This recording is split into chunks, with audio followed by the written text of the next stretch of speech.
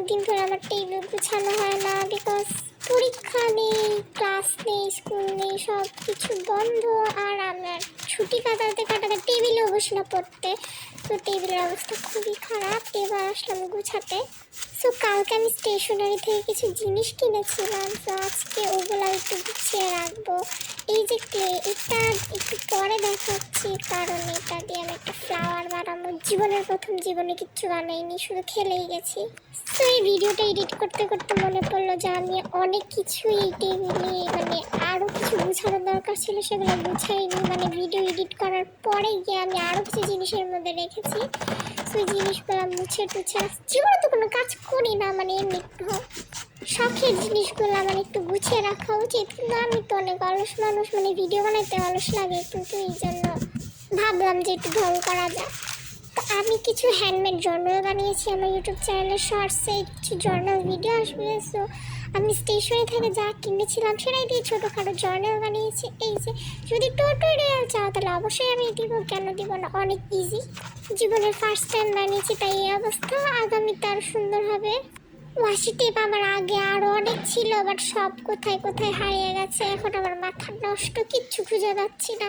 আর অনেক জিনিস হারিয়ে ফেলেছি, অনেক জিনিস সাজাতে তো আমার মনেই নেই। তো পরে ভিডিও এডিট করতে গিয়ে মনে পড়লো যেগুলো রাখিনি, তো পরে গিয়ে এগুলো সাজিয়ে রেখেছি, কিন্তু এগুলোর ভিডিওই করা হয়। আমি ইউটিউবে ভিডিও দিলাম প্রায় 1 থেকে 2 সপ্তাহের মতো, আর বড় ভিডিও তো জীবনেও দিই। শর্টস বানাতে 1 মিনিটের শর্টস বানাতে যে অলস লাগে, আর বড় ভিডিও তো দূরের কথা। যাই হোক, এগুলো আর বলে নিজের মান সম্মান নষ্ট করবো না। তো একটু আগে যে স্টুডিওর মতো এক ধরনের পেপার, ওই যে আমার হাতে, তো এটা কিন্তু জোনালে দিলে অনেক কিউট লাগে। এগুলো কিন্তু পারচেস করতে হয় অনলাইন থেকে, কিন্তু এগুলো হ্যান্ডমেডে বানানো যায়, অনেক ইজি। তো এবার আসি ক্লেতে। আমার ছোটোবেলার শত্রু, আমি আগে ক্লে দিয়ে খেলতাম, আর আমার বোন সবগুলো নিয়ে চলে যেত, আর আমি তখন কিছুই বানাতে পারতাম না। এখনও কিছু বানাতে পারি না, আবার ভাবলাম কিছু বানানো যাক, কারণ সারা জীবনই তো মূর্খ থাকা যাবে না। এখানে অনেক কালার আছে, red, pink, yellow, blue, pink, হ্যান ত্যান নানা কালার। কিছুদিন ধরে অনেক ভাইরাল হয়েছিল, সবাই ফুল বানিয়ে আয়নায়, মিরর অ্যান্ড অনেক জায়গায় লাগিয়েছে। সো ওইগুলো টিউটোরিয়াল দেখে আমি এবার চিন্তা করলাম যাক একটা ফুল বানানো যাক, বড় না হোক ছোটই একটা বানানো যাক।